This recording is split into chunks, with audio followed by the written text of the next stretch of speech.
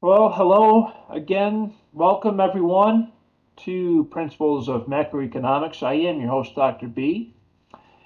And today we're going to be talking about the principles of economics. But before we jump into that conversation on the principles of economics, I want to quickly show you around the classroom and to help you to identify where things are. So as you get into the classroom and you start exploring, there's one that says start here. Okay. We also have one that's called Student Resources. This is new as of this semester. So if you're not familiar with how Blackboard Ultra works, please make sure that you select that Student Resources area and familiarize yourself with Blackboard Ultra by selecting this folder and then going through all of those modules. They only take a few minutes, okay? So they really help you to understand important things like checking your grades and looking at feedback, etc. Right? So that's a good thing to go through. So on your time, feel free to go through that module. I'm sure it'll help. And then there's a couple of other services policies that the university offers, etc. So please feel free to take your time through there. I want to call your attention to the Start Here module because there's some important pieces of information here. Okay. There's a nice welcome and overview message, netiquette, the faculty information. The faculty information, this has my cell phone number on it, okay? If you ever want to set up office hours with me, I have the office hours. And the best way to do that is you'll see a link that says office hours link, okay? The office hours link, which I thought was right here, I may have moved. I'll get that link to you, but it will be right here. It'll say office hours and it'll link right to my calendar. And then it'll automatically generate an opportunity for you and I to meet. It's really easy. It uses a program called Calendly. I don't know, but it's really cool. So you select the time that works for you, 30-minute sections, yeah, and it'll automatically send you the calendar invite and me the calendar invite, and you're right there, right on my calendar, nice and easy. It's right through WebEx, so it's very simple. Uh, so that's the faculty information area. I want to show you the syllabus. Everyone likes the syllabus. Yeah, said no one ever, right? So let me show you the syllabus. So this course, we meet Mondays and Wednesdays, 5:30 to 6:50. Okay. Uh, we're usually only going to meet on Mondays. Usually, or only going to meet on Mondays. Why? The chapters are very straightforward. Okay.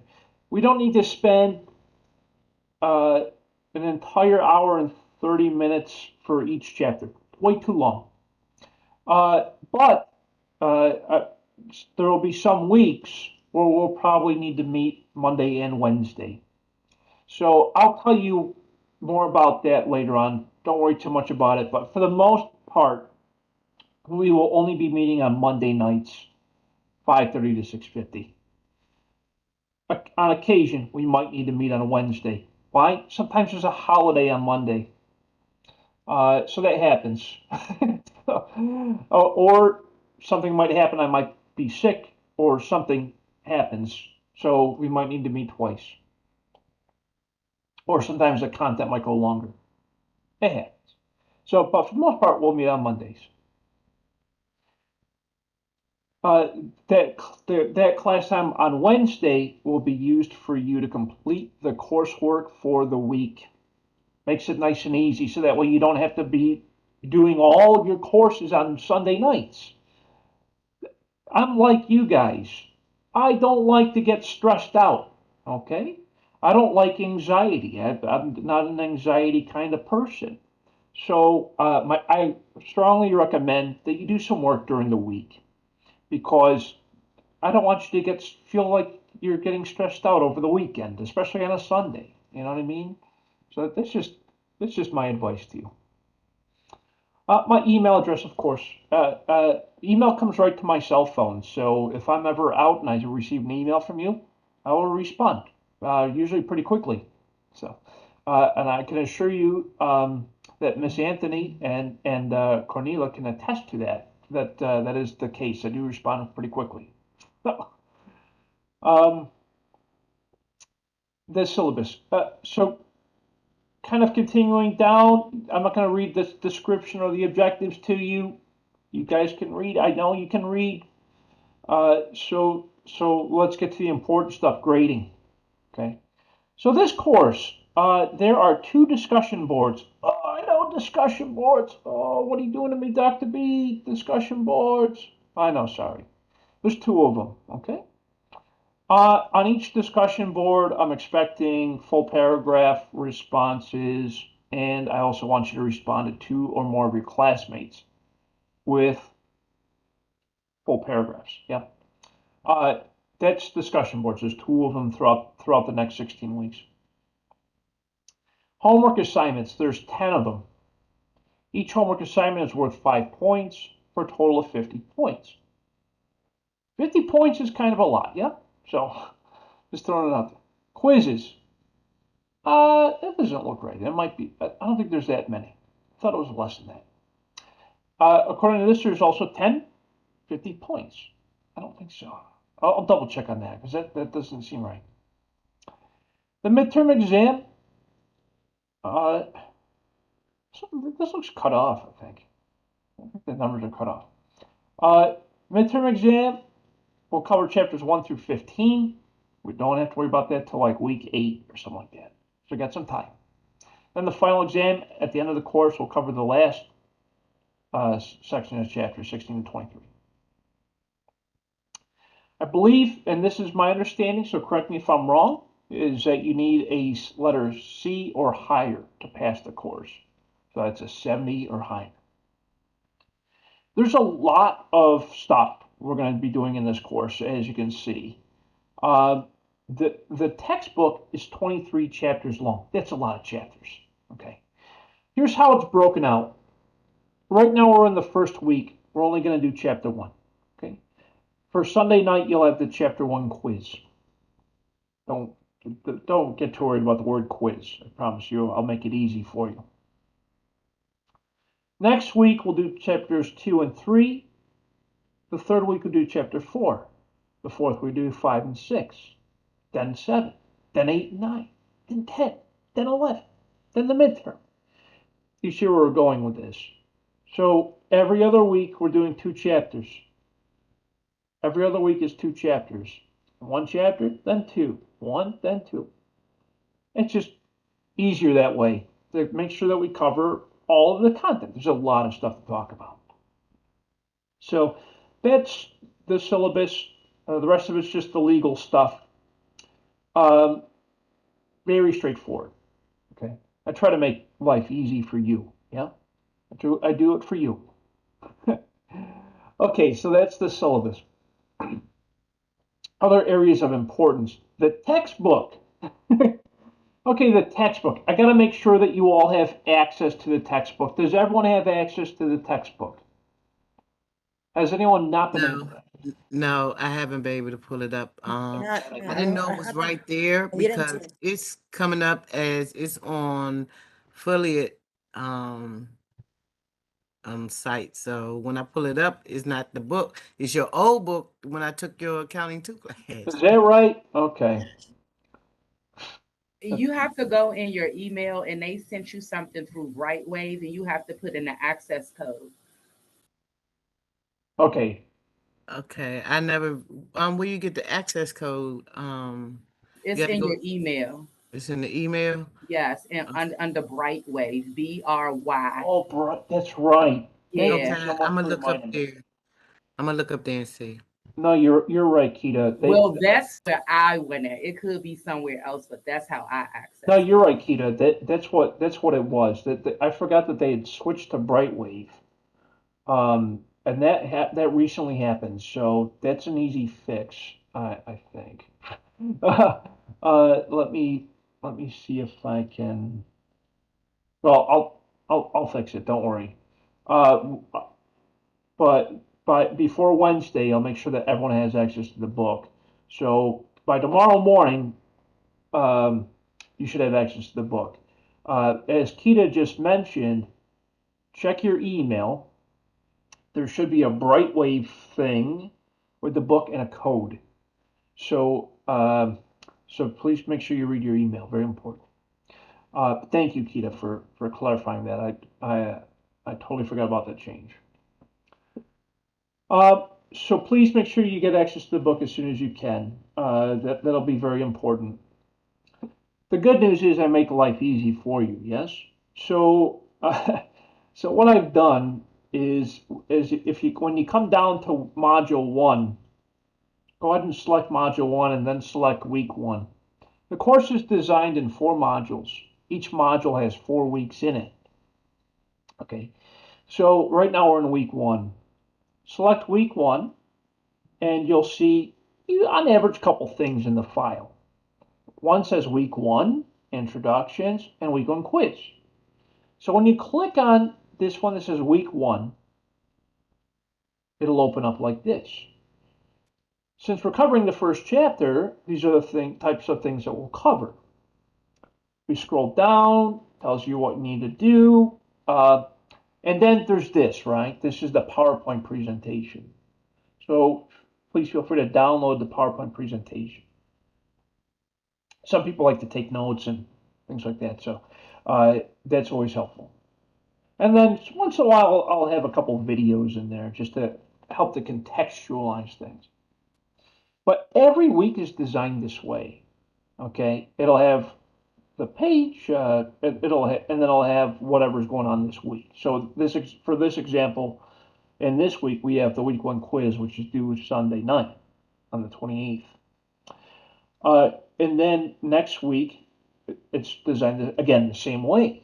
You click on all you got to do is just go in order. I promise it's really that easy. Okay. That's the way I try to design the courses, just to make them very transparent, very easy for you to navigate. So module one, week one, that's where we are right now. Open up week one page, all the content is there. And then by Sunday night, you'll have the week one quiz complete. Now, great news, everyone. Great news, okay. For those of you who know me, you know that I like you to have the ability to practice, which makes perfect, right? So for every quiz and for every homework assignment, you have 2, count them, 2 attempts, okay? The higher of the 2 grades will be accepted into the grade book. Each quiz and homework assignment, roughly 5 questions, okay? And it's usually a mix of true, false, and multiple choice. So as long as you attend the lectures or watch the videos, and as long as you review the PowerPoint presentations and even read the textbook a little bit, I promise you'll do very well on the homework assignments and quizzes, okay? Because the questions on these homework assignments and quizzes and the exams are all taken directly from the book. So that way, everything matches, right? That's the important thing in learning design. Any questions so far, or we're doing okay? No, Nope, Professor. you're okay. Awesome. Thank you all so much. Anytime that you have questions, just please feel free to unmute your mic and ask your question. So, okay. So that's what's going on this week. So let's go ahead and jump into the discussion. Let's talk about the principles of economics. This is why you're all here. The principles of economics. In economics, let me explain to you what economics is.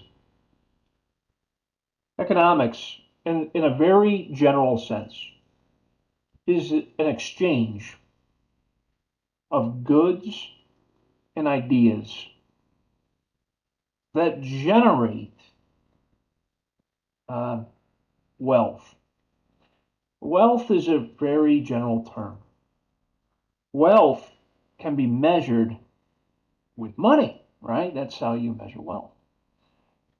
We exchange goods and services for money, right? When you go to the store, when you go to the grocery store and you buy some stuff, okay? You buy some produce, some bread, a couple of dry goods, some frozen goods, some ice cream. Who doesn't like ice cream, right? And then you go to the cash register, you pay for your groceries, and then you go home. Well, what just happened there? An economic transaction happened there. That's what we call economic transaction. For those of you who took accounting already, you know that every journal entry represents an economic transaction for that company. Okay? It's still economics. Economics is very straightforward when it comes to the concept of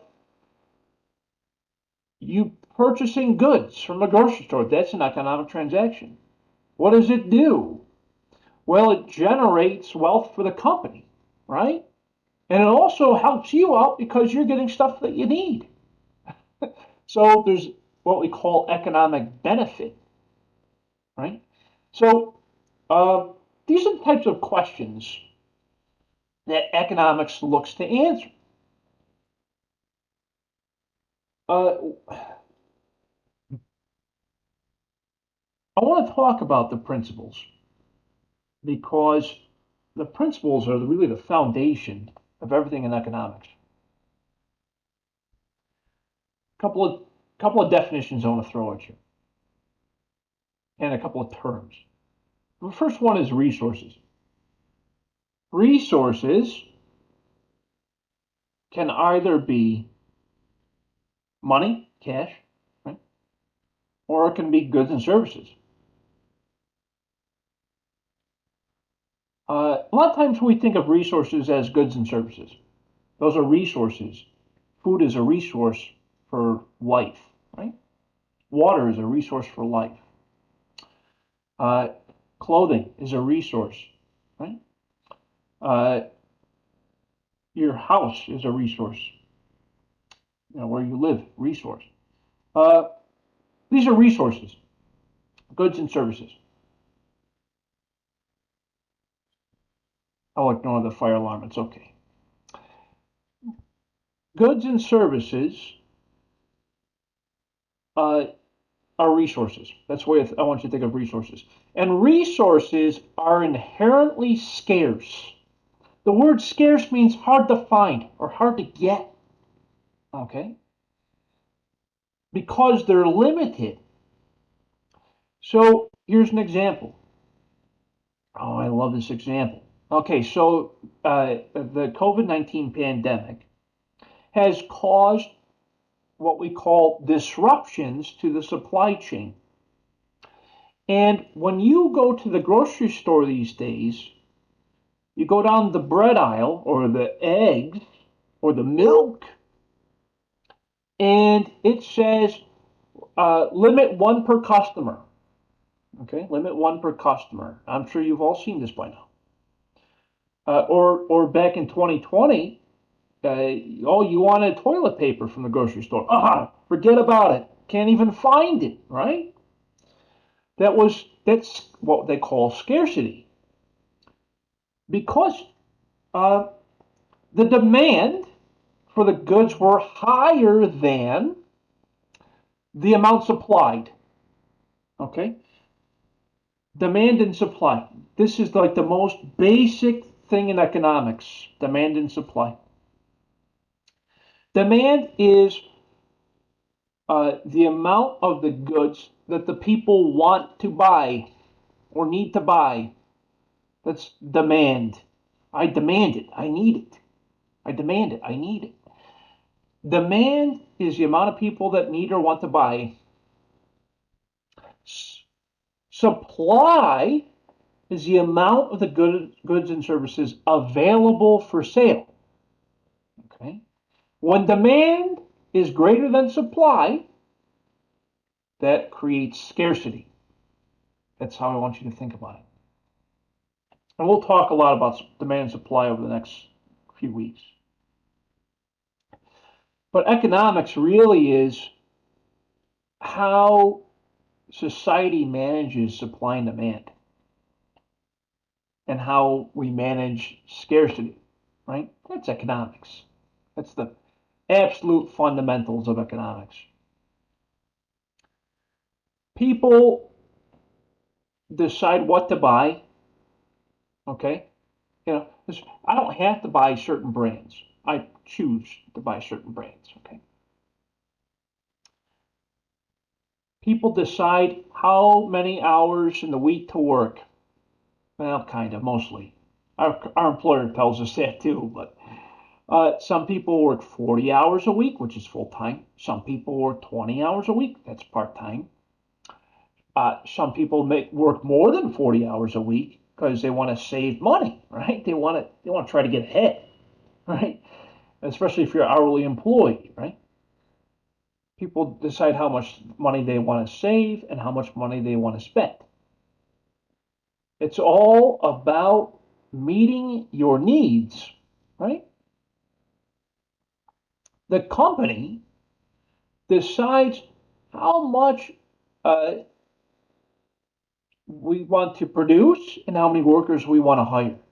What I mean by that is I have limits. My company has limitations. I can only manufacture so many rolls of toilet paper. Okay, in a day. Okay, I'm limited. I'm running at 100% capacity, which means I'm producing up to my limits, and I can decide how many people I need to hire in order to make the toilet paper in the factory. Right? That's what firms decide. Society, the economy, society. What I want you to understand also about economics is, and I said this earlier, economics is also an idea. Okay, it's an idea, it's a philosophy. What I mean by that is people make up the economy. We are the economy. It's not like its own thing. We make the economy. Okay, because we buy things. We manufacture things. Okay? So people make up the economy. Okay? So again, society decides between resources and how those resources are used. Okay? Which also, as we said, creates scarcity when demand is greater than supply. But we also decide how to use certain resources for our government, right? For the people, by the people, something for the people, I guess. Uh, we decide on things like national defense, consumer spending, how to protect the environment, and how to satisfy other people's needs. Right? These are all things that we study in economics. So let's talk about the principles of economics. These are like the foundations, yeah? The first principle, people face trade-offs. What I mean by a trade-off is you are either going to purchase product A or you're going to purchase product B. One of those you're going to give up. Okay? You're either going to purchase product A or you're going to purchase product B. One of those you're going to give up. That's a trade-off. But we'll dive a little deeper, don't we? The cost of something is what you give up to get it. We call these principle 2, cost of what it is you give up to get it. We call these opportunity costs. Opportunity costs. That's principle 2. Principle 2. We'll talk about opportunity cost. Principle 3. Rational people think at the margin. Oh, I like that. What we mean by that is people inherently think rationally. Okay? I tend to only buy what I need. Sometimes I buy what I want. Most of the time I buy what I need and how much I need. Okay? I don't overindulge. If I need one loaf of bread, I buy one loaf of bread. I don't buy two or three. I'm not going to use that much bread. Okay, I'm thinking rational here. And I'm sure most people do the same. So we think about what it is we need, how much we need. Okay, and that's what rational people do. They only get what they need or around there, right? We think about the quantity. Principle 4, how do people respond to incentives? I want you to think of this one. Let's say, and we see this today, right? A lot of employers are trying to attract new employees. We're in what's called a tight labor market. What happens in a tight labor market is that we have more jobs than we have people to fill them. Okay? That's why everywhere you go, they're hiring. Everywhere. Mostly everywhere. Except for Ford right now. But mostly everywhere, okay? And so they have incentives to get more employees. We call those signing bonuses. Signing bonuses. That's an incentive for you to go to work for that company. A lot of incentives. Healthcare, etc. Let's talk about the principles. The first one, again, is trade-offs. Sometimes we think about what it is that we like and what we need, and we have to give something up. Okay, that's a trade-off. So I love some of these examples. Going to the party at the night before an exam, that's a trade-off. Might not do so well on that exam if you go out to party the night before. Having more money to buy stuff, that's a trade-off. Okay. I have a problem with that trade-off because I do that too much myself. I work a lot, all right? I also like working, don't get me wrong. I love working. But sometimes I work too much, okay? Which gives me less time with my family. So I'm working on that part. It's a tough one to overcome. Another trade-off is protecting the environment. I could probably cut down less trees for making paper goods, but I need to sell paper goods. It's a trade-off. You know? There's a lot of them. There's so many examples. More trade-offs. In society, trade-offs. Here in the United States, we spend a lot of money on national defense. Probably more than any other country. Well, no, that's not true. Because China spends way more than we do. And I think also Russia does as well. And probably North Korea. Those countries probably spend more than we do on national defense. That's probably true. But a trade-off is we spend a lot of money on national defense to protect ourselves, right? To protect the country. So because the government spends more on national defense, they will spend less on other things, like building schools, right? So it's a trade-off. It's a societal trade-off. And of course, there's a lot of other trade-offs that I can list off, and another one will be like the natural environment. One trade-off is that the company might decide to build a factory next to a river. Okay, and there's some they might have the ability to dump some waste into the river, but up to limits, right? There's limits on that stuff. So it's a trade-off. The trade-off is we hurt the environment. So there's so many different other ones. Lots of trade-offs. I keep going on and on all day about trade-offs.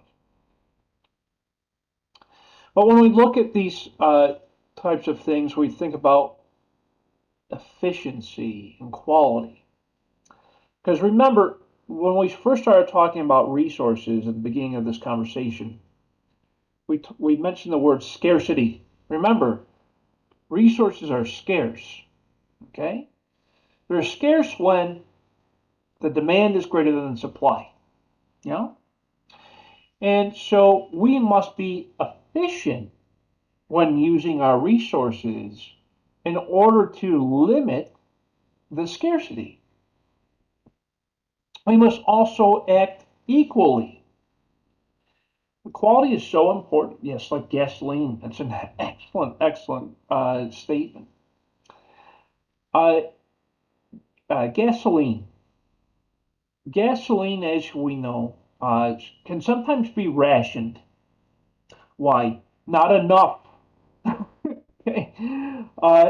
For those of you who, well, most of you probably are too young to know, but in the 60s and 70s, there was a time during the Vietnam War, okay, that there was limitations on the amount of fuel that someone can buy. That's called rationing, and that at that time there was rationing on the gasoline. Okay, we were we were producing it efficiently, but not using it efficiently. Yeah, so that caused scarcity. Same with equality. Equality, we try to, in society, we try to make sure that everyone in the society is taken care of to a degree. How do we do that? We have social welfare reform. What that means is that uh, from the top of the social classes to the bottom of the social classes, we try to distribute wealth across all members of the society to a degree. Okay, and it's to ensure that not everyone's in the street. It's a tough one, I know. Yes, exactly. Like the homeless. Uh, Society tries to help the homeless by providing them with shelter. Yeah, that's one way of distributing uniform wealth across society. It gets very complex, but we'll talk more about it in the future. And of course, there's trade-offs with that, right? I'm sure you've always heard this term: the wealthy get richer and the poor get poorer, right? The rich get richer, the poor get poorer. I'm sure you've all heard that analogy at some point. Yeah, there's some truth to that. Especially in times of economic downturn, which we'll talk about. But that's also a trade-off, and we'll talk about that as well. The second principle, the cost of something is what you give up to get it. We call these opportunity costs. So it's the cost you've given up to get something else. Opportunity costs. You probably heard this term before in your introduction to business course, and you probably heard me say it maybe once in accounting. The opportunity cost is what you give up. So think of it this way. A lot of you decided to go to school today rather than going to work. And that is an opportunity cost. You've given up the cost of going to work, which is your hourly rate by hanging out with me instead. So that's an opportunity cost. And that's the cost that you've given up, like the amount of hours that you would have worked otherwise being here. Yeah. Yes. Yes, sometimes you have to be hanging out with me instead of working, I know. So, yes, for example, instead of going to work, some of you went to school, so that's an opportunity cost. Going to the movies instead of going at home to watch the movie, that's an opportunity cost of the ticket.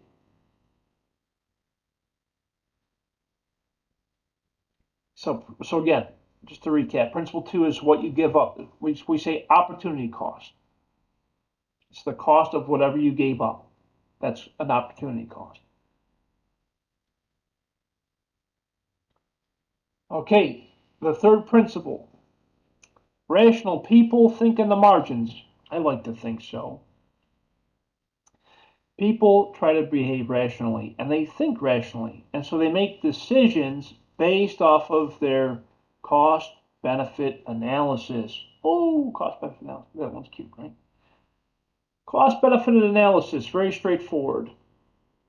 The cost benefit. The way I want you to think about cost benefit analysis is when you make decisions, there's usually a cost associated with that decision, right?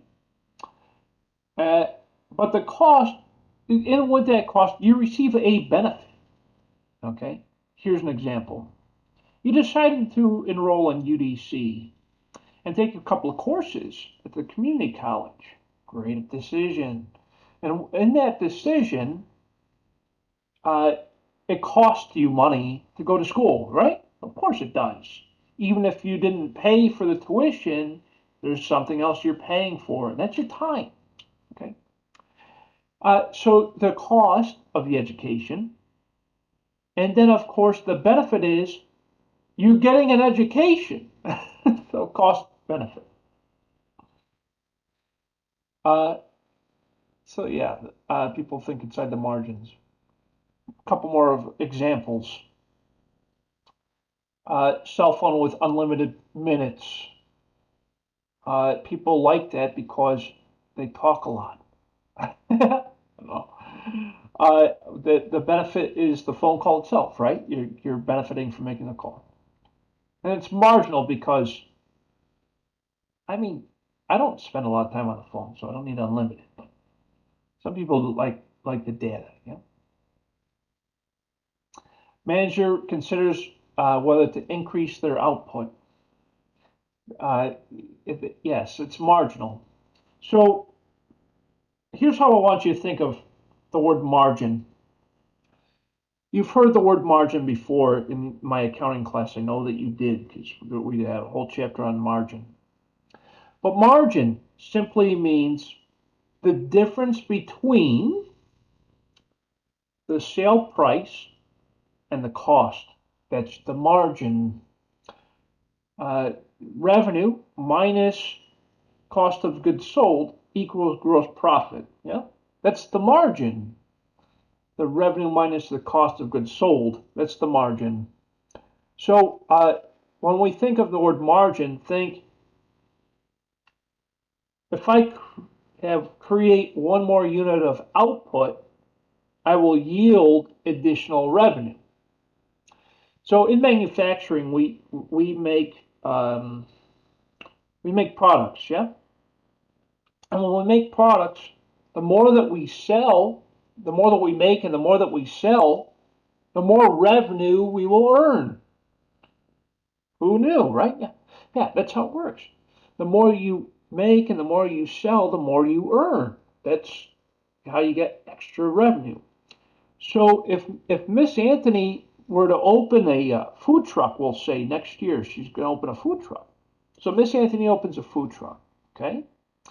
And when she does that, she'll say, okay, this is my menu, this is what I'm going to sell.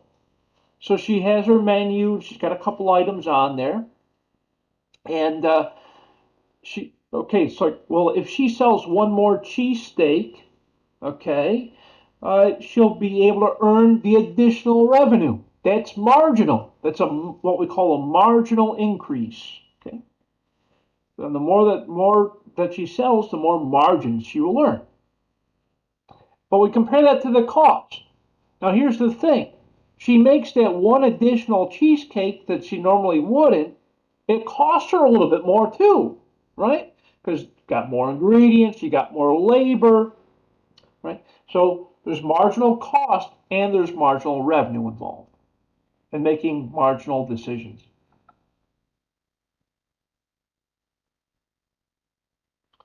Principle 4, people respond to incentives. Yeah, absolutely.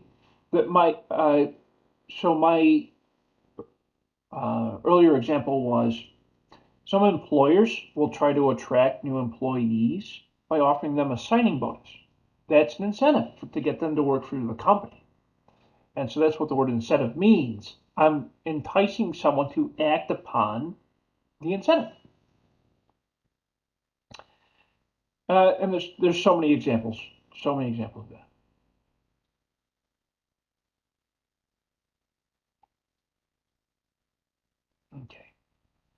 Uh, this example's okay. We're not going to go through that.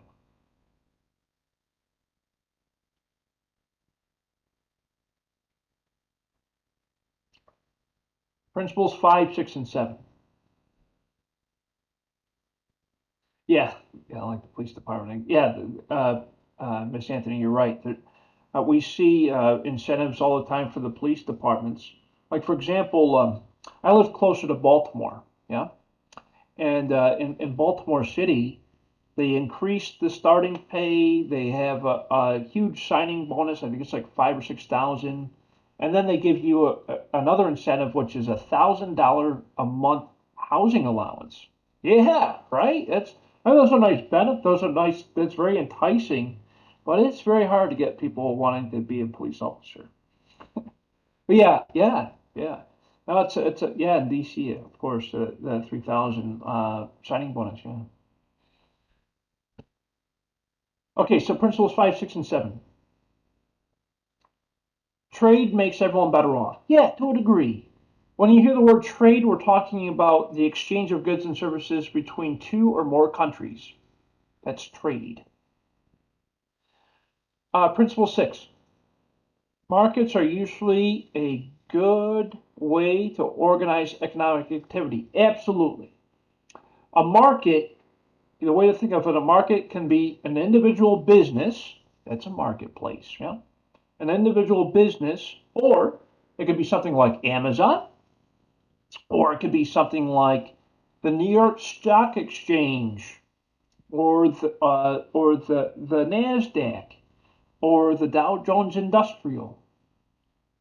These are marketplaces where shares of companies are bought and sold, and so that creates what we call economic activity.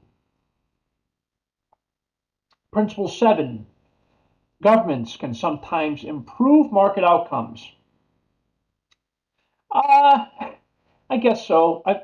If you look at today's environment, the government, U.S. government, utilizes the Federal Reserve to raise interest rates to slow the economy down.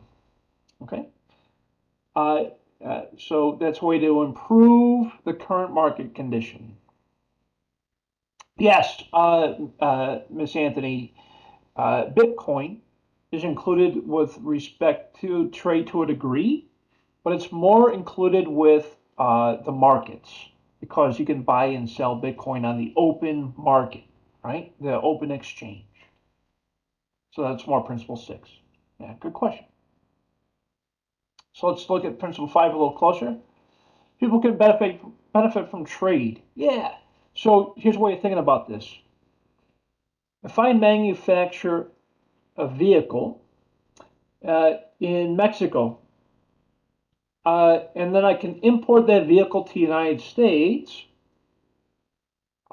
people can benefit from that. Why? The people in Mexico have jobs because of this, right? Mexico, I could work in a factory in Mexico and earn a living in Mexico, yeah, by working at the factory.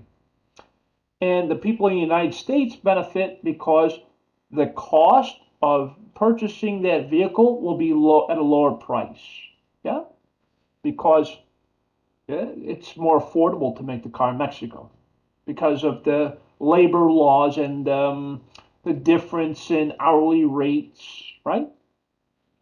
So both people benefit from trade. That's one of many, many examples. The vast majority of everything you see in your closet right now is made in a few countries. Of course, we have China, Indonesia, um, the Philippines, um, Thailand. There's so many great countries out there that are really good at making textiles. And so Bangladesh, if you look at your clothing, look at the tag where it's made, yeah, it's more than likely made in one of those countries. Why? Number one, they're very good at making the clothing. They're amazing at making textiles. Number two, they can sell that clothing to United States companies for a much better price. Okay? And so both countries benefit. The United States is getting the goods, and the Bangladesh is getting the cash, right? So they're both benefiting. They're both benefiting. And that's the concept behind trade.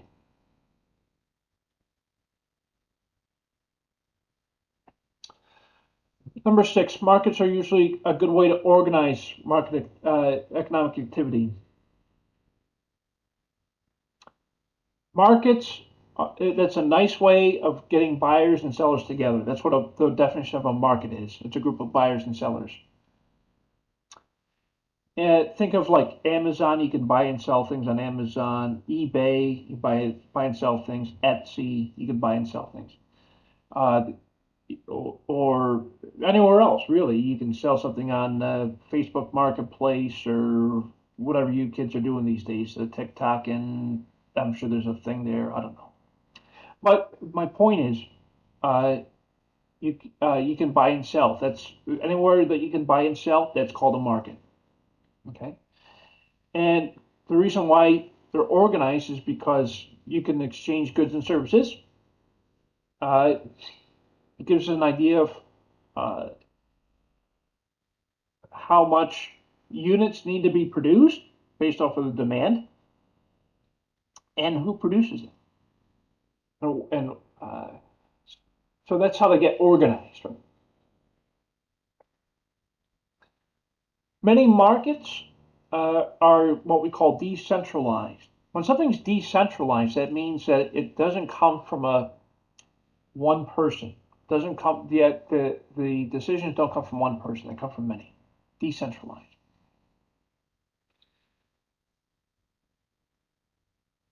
Okay, that's a nice quote.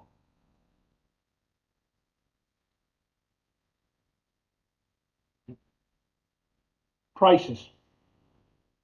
The price of goods and services are typically set based off of supply and demand. Supply and demand. That's what we're talking about. The price of the good or the service is set based off of supply and demand. Most of the time. Think of the gas price, okay?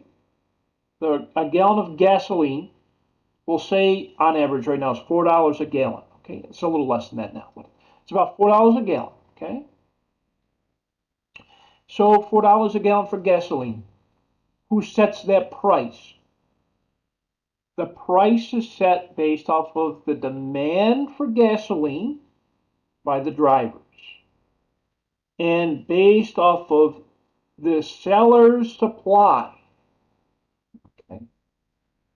Demand for the gasoline by the drivers and the amount that's available for sale. That's how the price of a gallon of gasoline is set.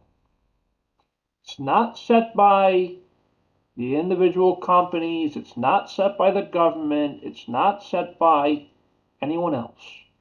It's simply set by the demand for gasoline from the drivers and the amount available for sale. That's called supply and demand, and that is how prices are typically set for goods and services, like gasoline. They say that the price reflects the value. Yeah, that's mostly true. And it always reflects the cost of producing the good. They'll never sell a gallon of gasoline for the less than the amount it takes to make it. Okay, no one does that. I'm not going to sell a product for lower than the cost it took me to make it. No, I got to make a profit. So I always sell. The sale price is always higher than what it cost me to make it, because I have to be able to cover my cost. That's how you stay in business. Okay. Principle 7. Governments can sometimes try to improve. See what I did there? try to improve market outcomes. Uh, they kind of suck at that, yeah. Like our government, they ain't too smart when it comes to figuring out how to quote unquote fix things, let alone fix the economy. Nah. Okay, let me explain this to you. The government, when something goes wrong, they try to get involved. Drives me nuts. Okay, because every time they get involved, they either make it worse or they make it harder to fix. Yeah, that's the government for you. So, what I'm trying to say here is the government has tools that they will use in order to influence the economy. And here's an example of this. Here's a current example of this. 2022, we're currently faced with a situation of inflation. Okay? Inflation simply means that the value of the dollar has decreased because there is too much money in circulation. Okay? Think of how do you dilute a solution? Yes, it's why we're paying higher prices for everything. That's a result of inflation. Uh, how do you dilute a solution? You add water. What happens when you add water to the solution? You have more solution. Okay? And so what the government does is they say, hey, we can fix inflation by reducing the supply of money. How do you do that? We increase the cost of borrowing money through what we call adjusting the interest rates. Example, a 30-year mortgage a year ago would have an interest rate of 2.5%. An interest mortgage as of today, 30-year mortgage, is at 5.5%. Okay? Why? The government rose the interest rates for borrowing at the central banks. When interest rates rise, less people will want to take out loans. Okay? If it costs you more money to borrow, you will not want to borrow, at least at this time. That's how you slow down the economy. That's how you control inflation. Because with less people borrowing at higher rates, there will be less money in circulation. Okay. That's how the government is trying to control inflation. I said trying. Okay, we'll see how they do. We're not done yet. Uh, yeah, that's what I gotta say. So they try to be efficient, right? The government tries to avoid market failures by bailing out companies if they have to, right? We've seen that happen in 2007, 2008 when the financial market collapsed. Uh,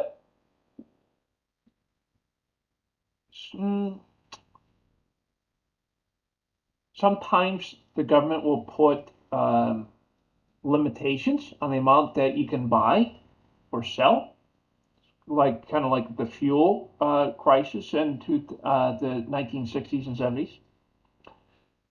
Or look at 2022, there are limitations on certain commodities that we can buy, right?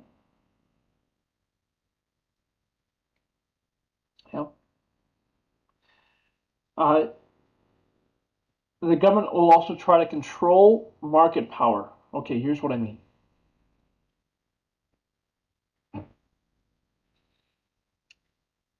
There are what we call legal monopolies in the United States. There are certain companies that are allowed to have monopolies. The word monopoly means there's only one seller. There's only one. Okay, you can only get your electric from one company. Pepco, right? Pepco. In DC, we have the Pepco. Pepco is the only electric supplier. There's no one else. It's just them. Okay? You're not going to run power lines from another company. No, it doesn't work that way. There's only one electric supplier in DC, and that's Pepco. There's only one water supplier in DC. Okay? DC Water. There's only one public transportation company in DC. That's WMATA.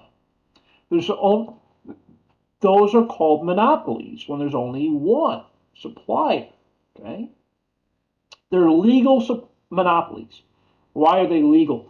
Because they're allowed to operate in a jurisdiction and be the only supplier because the government allows that to happen for certain things. Okay? Not for everything, but for certain things, like public services and utilities. Yeah? Yeah? Public services and utilities. That's why there's only one monopoly. And that's a way to control market power.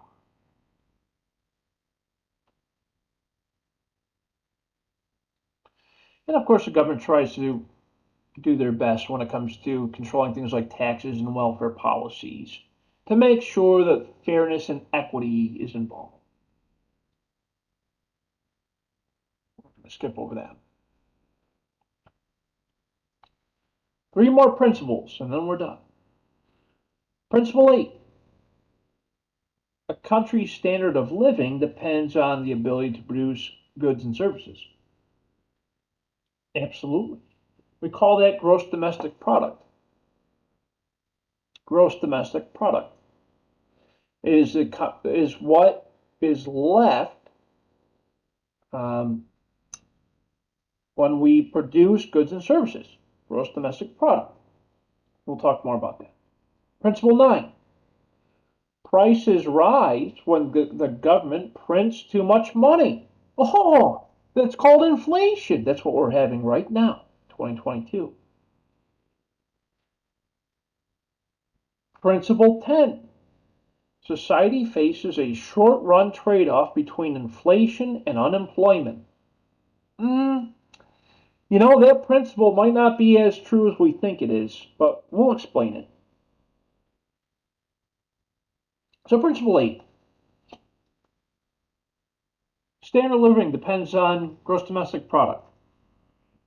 Yeah. So gross domestic product is based off of the production of goods and services within the nation, within the country, yeah? There are average incomes in more wealthier countries. You'll see there's huge variation in this, right? In living standards. $1 in the United States will go much farther than $1 in Russia. Okay? $1 in the United States will go much farther than $1 in Mexico. $1 in the United States will go much farther than $1 in Argentina. And that's very true. In Europe, a European dollar, a euro, will go much farther than $1 in Botswana. A euro will go much farther than a South African dollar.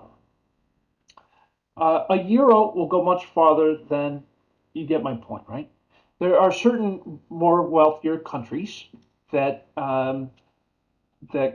have that type of distribution of power, yes? And so that's my overall point. This standard of living is different in other countries.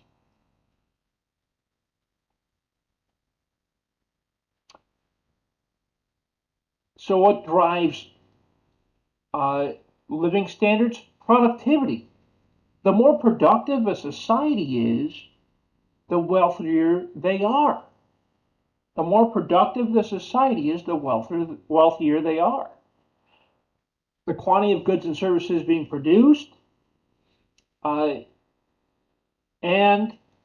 the quantity of goods and services being produced from the people that produce the goods and services creates what we call productivity. The more efficient companies are at producing goods and services from the people that produce them, are said to be more productive. Okay, that's what productivity means, being productive, based off of the level of goods and services coming out, right? So quantity.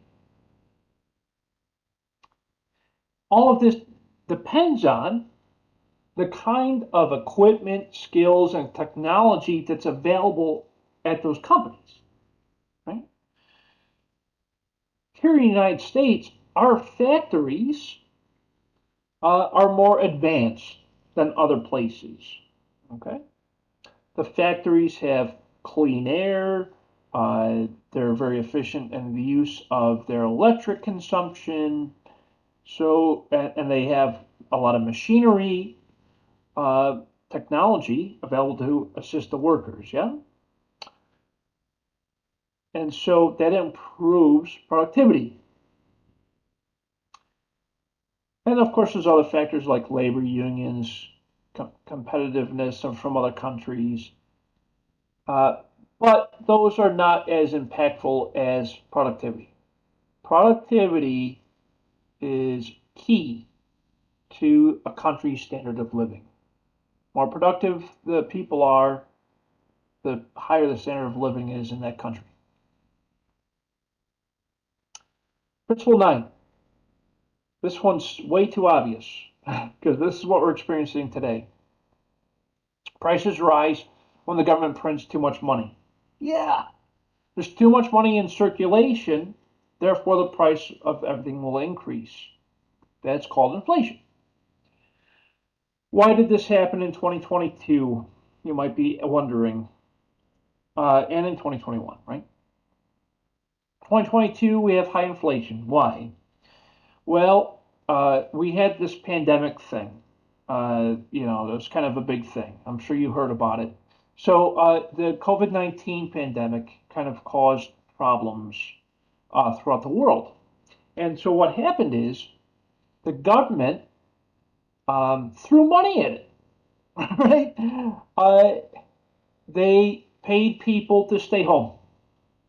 Okay, you had to survive. I hear you. I get it. Because you couldn't go to work because of the pandemic, right? So you received some money from the government in a form of assistance. What do they call those things? The checks that they would send out. You received the checks, yeah?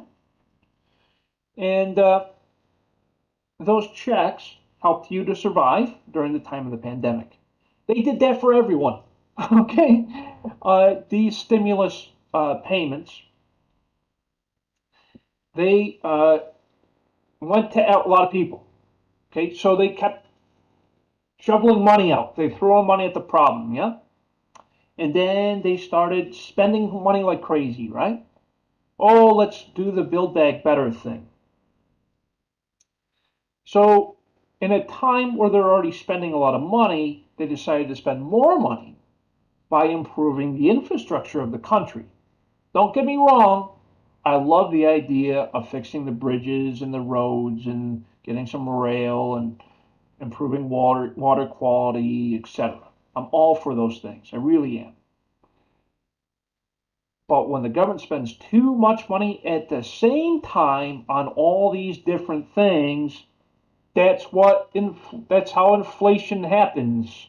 They spent too much money on all these things, okay? They print too much money. So what happens? Inflation was caused this inflation was caused by something else, but in most cases, inflation is caused by growing too fast. And so it caused the value of the dollar to fall. And so that's why we see so much inflation now. Now, what will happen is the government will raise interest rates to reduce the amount of money in circulation. That's how they'll fix inflation. It's not going to be as quick and easy thing. It's going to take probably a few years. Principle 10. Society faces a short-run trade-off between inflation and unemployment. Usually. Okay, this is a little different.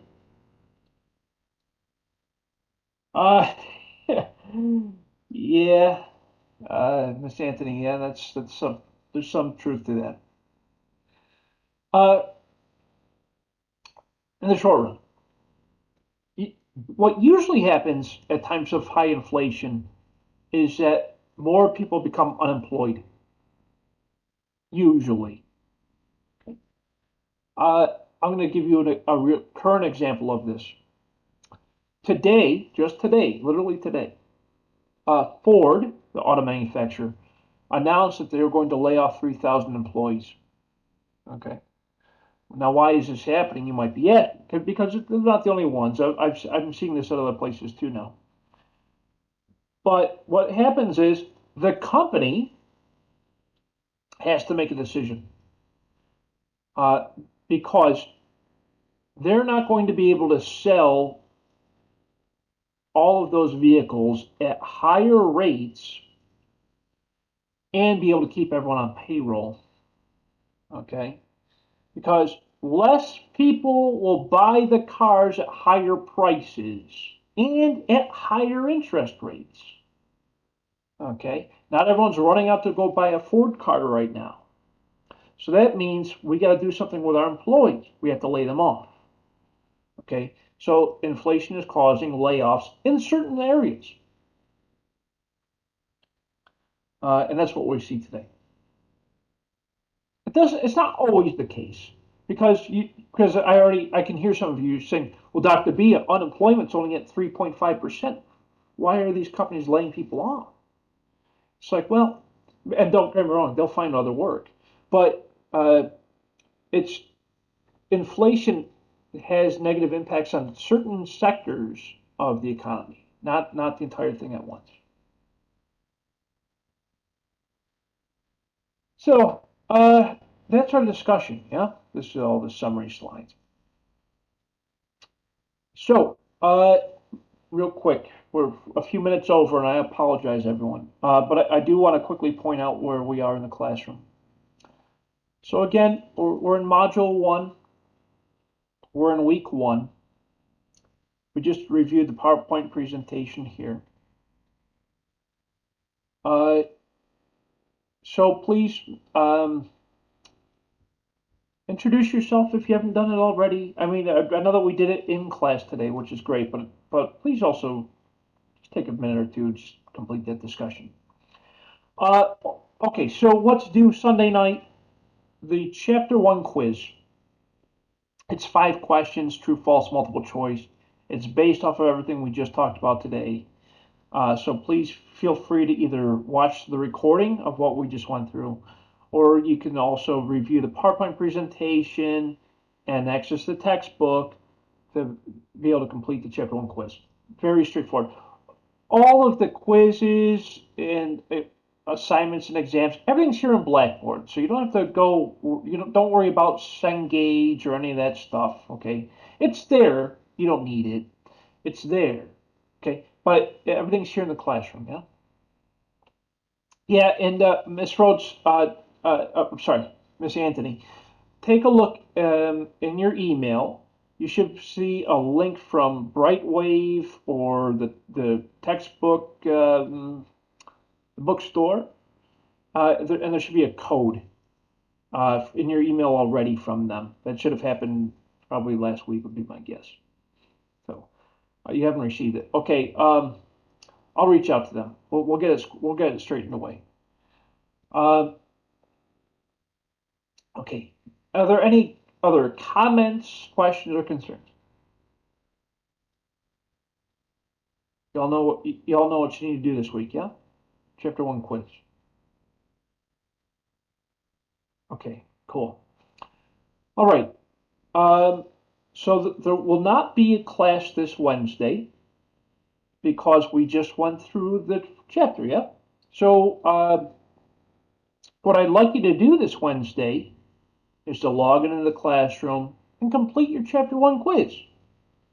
So that way you can spend the rest of the week on your other classes. Does that sound good to y'all? Yes. So that means we won't have class on Wednesday? Yeah, that's right. Yeah, so no class on Wednesday. Don't worry about it. All you need to do is just make sure you complete the chapter 1 quiz. So use that time to take the quiz. Okay. Thank you. You're very welcome. All right. Thank you, Professor. Thank you, Miss Anthony. Appreciate Appreciate you. you. Thank you. Thank you, Rochelle. It's an absolute pleasure. And for for the rest of you, if you ever need anything, you have comments, questions, or concerns, remember you can email me, call me. You can set up office hours. Whatever it takes, I'll be here for you. Okay. So we'll have a good semester together. I promise. Thank you all All so right. much I for already your know time. that. Thank you. Please take care. Wash your hands. Do the right things. I'll see you all again next Monday. Thank you so much for your time. Appreciate all of you. Have a great day. Bye bye.